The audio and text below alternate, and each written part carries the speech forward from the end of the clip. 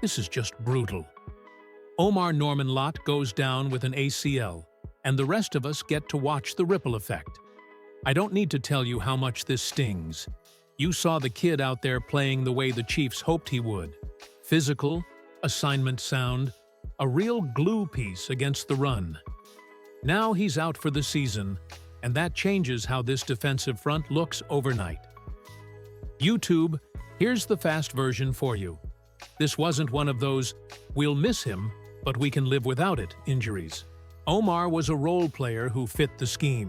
He stops the run, eats blocks, and frees up the better pass rushers to do their thing. Lose that, and you don't just lose a player, you lose leverage on first and shorts and third and medium. The Chiefs now have a glaring hole that's not easily fixed by a practice squad call-up. You know what I mean? If you watch a lot of these games, the difference between getting 2 and out and letting an offense chew the clock is often one stout interior defender. Right away, I want to hear from you. On a scale of 1 to 10, how furious are you about this? Drop a number in the comments. And quick, if you like timely Chiefs breakdowns like this, and you want more content during trade season, help us reach 6,000 subscribers by hitting subscribe and the bell. That single click actually helps us get more Chiefs fans into the conversation. What we'll do in this video: first, I'll explain exactly how Omar's absence changes the D-line look. Then we'll break down 3 realistic targets the team could pursue: a veteran sack specialist, a younger but brittle playmaker, and a low-risk free agent interior plug. I'll rank them, say what I'd do if I were Brett Veach for 24 hours, and give you some predictions on cost and likelihood. So stick with me. Before I move on, quick check. Do you want the Chiefs to pursue a short-term veteran rental or a longer development route? Type V for veteran rental, D for development. I'll read the replies and use them to shape the next video. All right, deep breath. It's a rough day, but we're going to walk through this and figure out the most likely path forward. Let's get into what this Chiefs defensive line actually looks like right now, and why Omar Norman-Lott's injury makes things a lot more complicated than it might seem on paper. So, on the surface, you'd say, well, we've still got Chris Jones, George Karlaftis, Charles Omenihu, Derek Nnadi. That should be enough, right? But if you've been watching the games closely, you already know it's not that simple. Chris Jones is the superstar, the heartbeat, the one who demands double teams every snap. George Karlaftis is developing nicely, showing that non-stop motor that keeps him in every play. But after those two, it drops off hard. Derek Nnadi has struggled, and I don't mean just off and on bad. PFF literally ranked him dead last among defensive tackles this season. And while we can all agree PFF isn't gospel, if you're sitting at the bottom of that list, it's probably not a fluke. That's a big part of why losing Omar hurts so much. He wasn't supposed to be the next Chris Jones.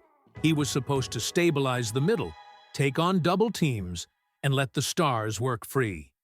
Now, instead of having a young, physical run stopper developing behind Jones, we've got a vacuum. And that vacuum changes what Steve Spagnuolo can call. Without a solid interior rotation, he has to either slide Jones inside more often, which limits creative alignments, or start blitzing linebackers just to get the same pressure looks. Both options carry risk. Jones inside full-time means more wear and tear. Blitzing too much exposes your corners. And for a team built around discipline and rotation, that's not a recipe you want heading into mid-season. And look, we've all seen what happens when the defensive line can't stop the run. It puts the whole defense on its heels. Teams start dictating tempo, forcing the Chiefs' offense to play catch-up instead of control. That's exactly what Andy Reid and Spags hate the most. So the question now is, how do you patch this up fast? Do you trust the depth guys already in the building? Or do you make a move before the trade deadline? Before we start naming names, I want to know what you think. Who do you trust more right now? The coaches to scheme around the loss, or the front office to go find help? Drop your answer in the comments. And while you're at it, hit that like button if you agree this. Front office needs to act now, not later. Because coming up next, we're talking specifics. 3 players who could actually fix this, each with a different price tag and risk level. So stay with me, because this is where things get interesting. Now we get to the meat of it. Who the Chiefs could realistically bring in to shore up the defensive line. I'm breaking this down into 3 names: Coos Campbell, Jalen Phillips, and Christian Wilkins. Each one offers something different. So let's go one by one. First up, Coos Campbell. This guy is a true veteran, a sack specialist who has been around the league and seen it all. He's currently 3rd among active players in sacks, just behind Cam Jordan and Von Miller. That kind of experience is massive for a defensive line that's about to lose a rotation piece like Omar. Beyond the numbers, Campbell is versatile. He can rush the passer, he can stop the run, and he brings a locker room presence that fits the good vibes culture the Chiefs want. Up front, yes, he's older. We're talking 1-year rental territory. But in a season where interior depth is suddenly fragile, that kind of plug-and-play ability is exactly what you want. He's also a character guy. Loves joking around, keeping energy high, which fits Chris Jones's competitive yet fun vibe. The cost? Honestly, probably nothing crazy. Arizona isn't likely to stand in the way, and you could get him for a mid-level pick or even less. Next, Jalen Phillips. He's younger, just 4 years into his NFL career, and explosive. The problem? Injury history. He's never really played a full, healthy season. But if you believe in your medical staff, and Kansas City has one of the best, you could take a calculated gamble for immediate impact. Phillips excels in balance and leverage, and he's strong enough to control blocks and disrupt plays. Miami might want to hang on to him, but if they're willing to move him, the cost likely won't be more than a 4th-round pick. He's not a long-term solution, more of a boost-the-season kind of player. Think of him as a high-upside, short-term solution with risk.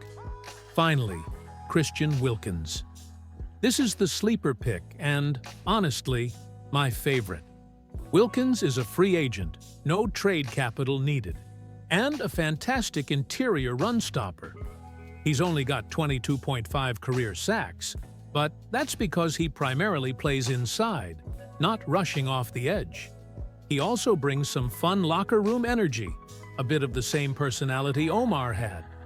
Sure, he's older and has had injuries, but the risk is smaller because you don't give up any draft picks, just a short-term deal. Wilkins would slot right into Omar's role, stabilizing the interior and letting Jones and Karlaftis do their thing. For me, he's the cleanest solution.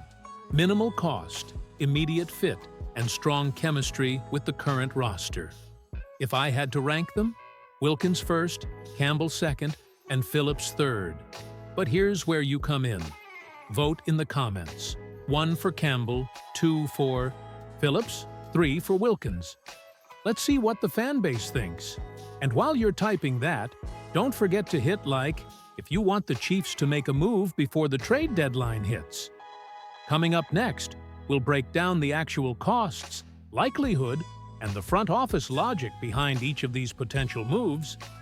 You're going to see why some are more realistic than others, and why Brett Veach might just surprise us all. All right, now that we've named names, let's break down the real world. Logistics, cost, likelihood, and what the Chiefs' front office might actually do. Starting with Coos Campbell. As a veteran, he's appealing because he's a known quantity. Versatile, experienced, and ready to contribute immediately. The potential cost? Probably a mid-round pick at most. Arizona isn't going to demand the moon, especially if they're out of playoff contention.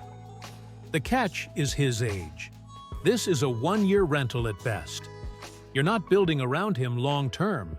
You're patching a hole while protecting the team's young assets. From a front office perspective, it's low risk if the price stays reasonable, but you do have to weigh whether a short-term rental justifies a draft pick. Next, Jalen Phillips. Here's where it gets tricky. He's younger, explosive, and a proven playmaker, but his injury history is a real concern. Miami might demand a draft pick in exchange, maybe a fourth-rounder, because he still has value, even with the risk. For Kansas City, this is a higher stakes play. The potential reward is immediate impact, but the downside is spending draft capital on someone who might not finish the season. The front office would have to feel confident in their medical evaluation and scheme fit. Essentially, Phillips is a go big or go home type of gamble. Finally, Christian Wilkins, the sleeper and arguably the safest pick. He's a free agent, which is huge.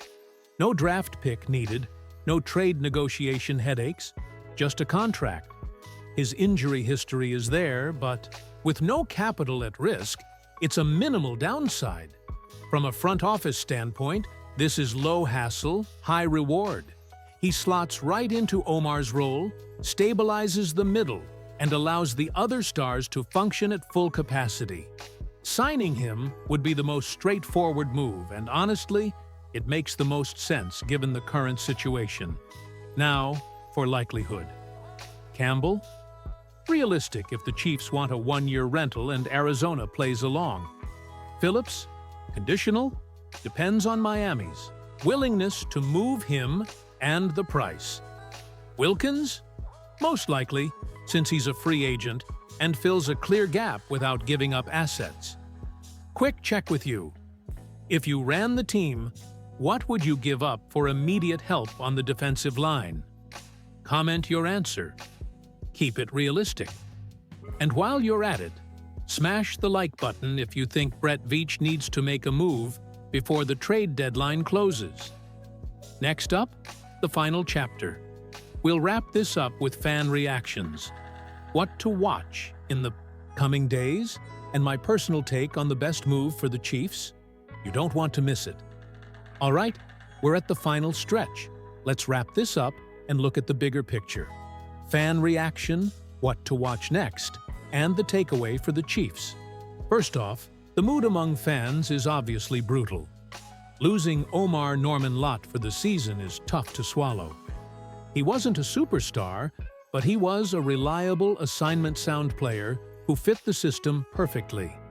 His absence creates a gap that can't just be ignored. Defensive rotations matter, run stopping matters, and keeping Chris Jones effective matters even more. For fans, this is the kind of news that sparks hot debates. Do we trust the coaches to scheme around it, or do we trust the front office to act quickly and bring in help? That brings us to the next point. What to watch in the coming days. Keep your eyes on three main threads. First, any rumors around free agents, especially Christian Wilkins, who's the easiest target. No draft.